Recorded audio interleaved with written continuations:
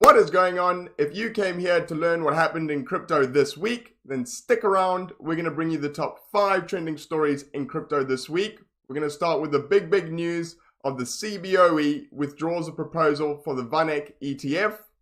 We're going to bring you Samsung leak images of their new crypto wallet for the Samsung S10. A British man is arrested for the theft of £8.7 million worth of IOTA. The UK regulators get busy on crypto and release crypto asset guidance. And of course, the last story, London Stock Exchange partner with Hong Kong Crypto Exchange to use their software. I'm Maximilian, welcome to this video. If this is your first time here and you're looking for cryptocurrency news, cryptocurrency reviews, then make sure to subscribe right now. As well, if you're looking for curated cryptocurrency news every single Thursday, do subscribe to the BitAssist newsletter. I'll put the link in the description below. Fantastic. With that out the way, let's jump into today's news right now. Okay, great. So we're going to start with probably the biggest news that I've seen in months. I'm sure a lot of you have seen this trending over the internet in the last 24 hours. So the CBOE has withdrawn its proposal to list the VanEck ETF. This was meant to be either approved or disapproved in end of February. I know a lot of us were pinning our hopes on this helping us to move out of this bear trend. That is if it was approved, of course, but this is not to be the case anymore. So they've kind of blamed it on the US government shutdown, meaning that the majority of the people that were working on this aren't actually at work right now, which is crazy to think that the government shut down.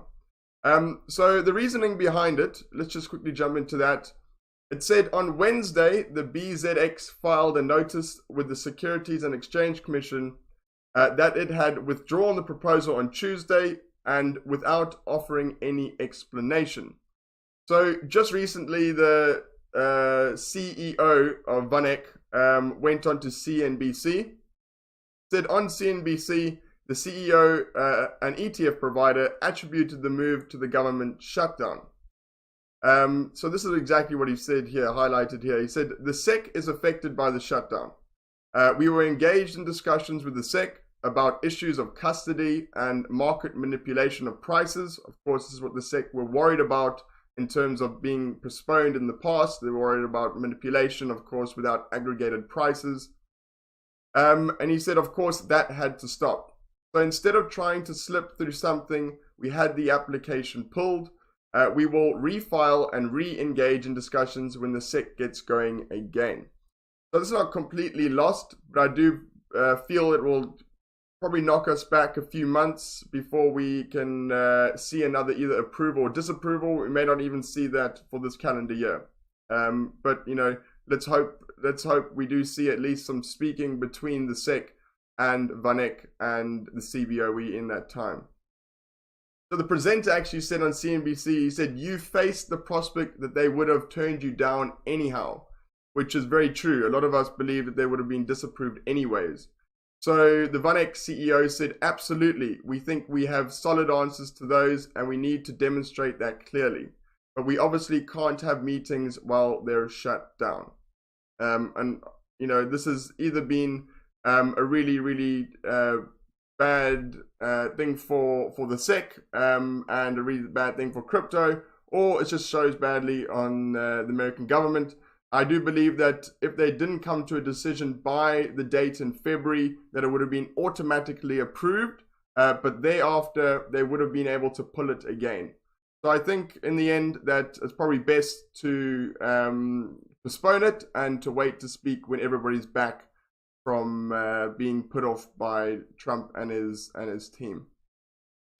So yeah, so that is the CBOE postponing or withdrawing the proposal for the VanEck ETF.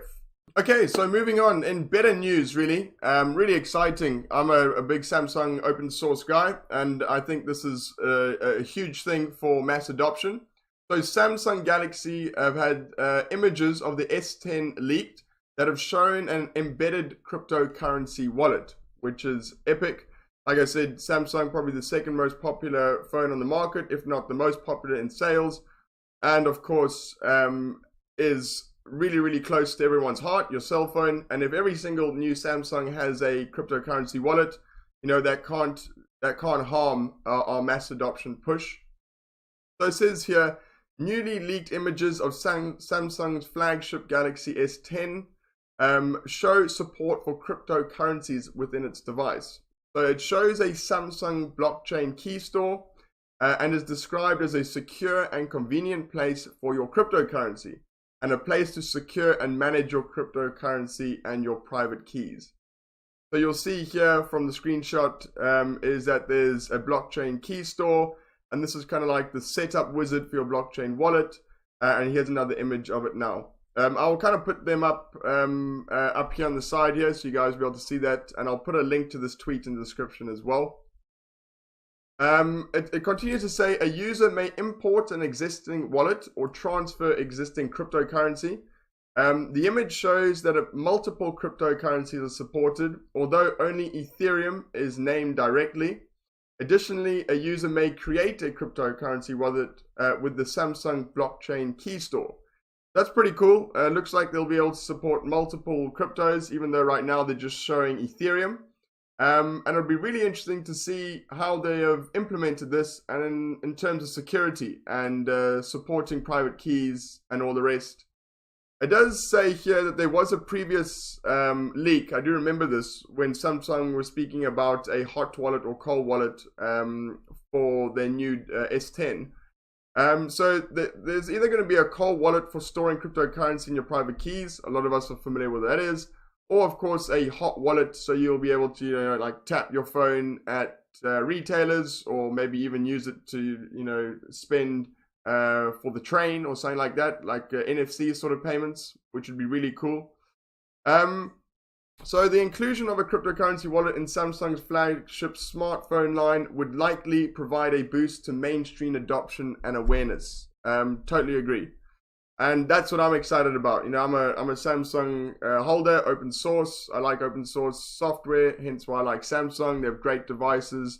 And I 100% will be looking into purchasing the Galaxy S10, especially if it has a crypto wallet. So yeah, overall, really, really positive and great for the potential mass adoption of crypto. Okay, so moving on to some concerning news. An Oxford man has been arrested for the theft of £8.7 million worth of cryptocurrency. We do believe this is IOTA. And we've actually got a few people in our circle that have been affected by this scam over the last year.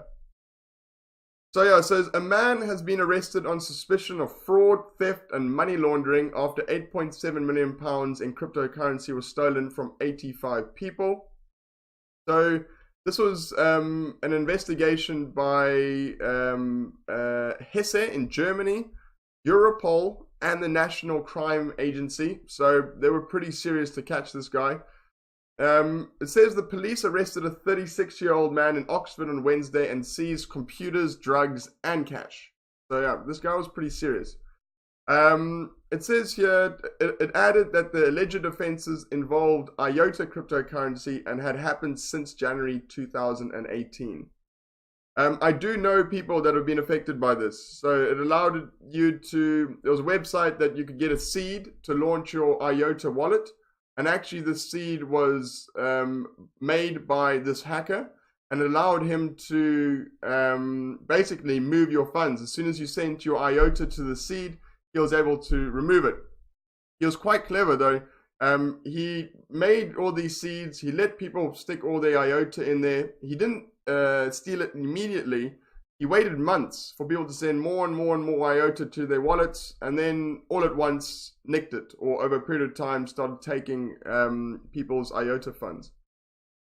So it says here, this has been an intricate investigation into the theft of huge sums of money from victims across the world. We have been grateful for the support of the European colleagues. The offences have taken place over an extended period, and it's likely that there are other victims out there. We would urge them to contact their local police force to report the matter. So if you've been affected by this, then do make sure to report to your local police, either it be in the UK or anywhere in Europe, or maybe even in the US. I don't know how likely you are to get your IOTA back, but you know, it's just, you know, for hindsight reasons, let's at least show the community that we do care about this stuff and that we don't want it to happen anymore. It also says that the IOTA community helped with the investigation as well. So good on the IOTA community looking after people that have been scammed in their community. So that's great. Great, so moving on, again, another story coming from the UK. So the UK financial regulator launches a consultation paper on crypto assets. It's actually called Crypto Asset Guidance. Myself, coming from the UK, I heard about this just yesterday and actually took a read of the first few pages, haven't completed it yet. But I do believe it's a really, really great step for regulation of crypto assets in the UK and possibly in Europe. So they've asked for feedback from the crypto community. So especially if you're in the UK, make sure you do read it. I'll leave a link in the description and the comments to download the PDF. And if you have any thoughts, then do make sure to send in your thoughts for the consultation. And I'm sure that will help for all of us to bring a good idea of how we should regulate crypto assets here in the UK.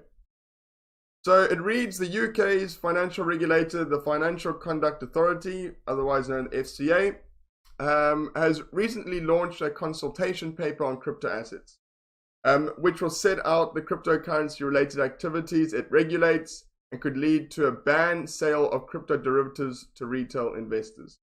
I don't believe it will lead to a ban of sale, but let's see. I think this could be very, very good, purely because it's allowing us and the community to give our 2 satoshis on how we think this should be regulated. The consultation paper is titled Guidance on Crypto Assets. It's looking to provide regulatory clarity for cryptocurrency participants, with the consultation period set to end the 5th of April this year. After it ends, a statement with financial guidance is set to be released. So if you do want to read this and you do want to give feedback, make sure you do that before the 5th of April. So here's a quote here reading, so Christopher Willard, the Executive Director of Strategy and Competition at the regulator, was said, this is a small but growing market and we want both industry and consumers to be clear with what is regulated and what isn't. This is vital if the consumers are to know what protections they'll benefit from and in ensuring we have a market functioning as it should. Totally agree on all of those. So according to the FCA, market participants should understand whether the crypto assets they use are within the regulatory parameter. And it's better to understand whether they need to be authorized and what rules or regulation apply to their business. So they're talking about maybe like cryptocurrency brokers or consultants or that are offering financial services. It goes on to distinguish between exchange tokens, security tokens, and utility tokens. They see exchange tokens as things like BITCOIN, which is a total decentralized exchange of value with no central authority. Then, of course, they distinguish security tokens being tokenized securities or tokenized equity. And then, of course, utility tokens that are used within a financial model that don't necessarily give you like dividends or rely on making you a profit. I do highly recommend to read this. I will make sure I do finish it in the coming days and then maybe even do a review and give you guys a good insight on what it is and how it might affect UK crypto investors.